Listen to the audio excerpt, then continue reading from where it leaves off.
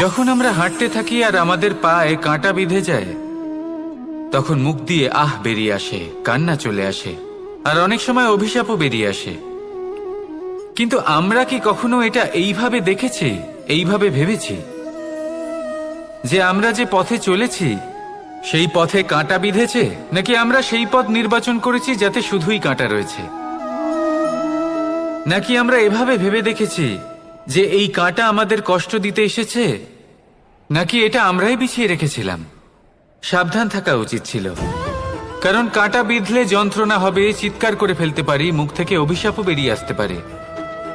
কিন্তু এই অভিশাপ শুধুমাত্র আমাদের তরফ থেকে অভিশাপ হয়, সামনের ব্যক্তিটির ওপরও নির্ভর করে।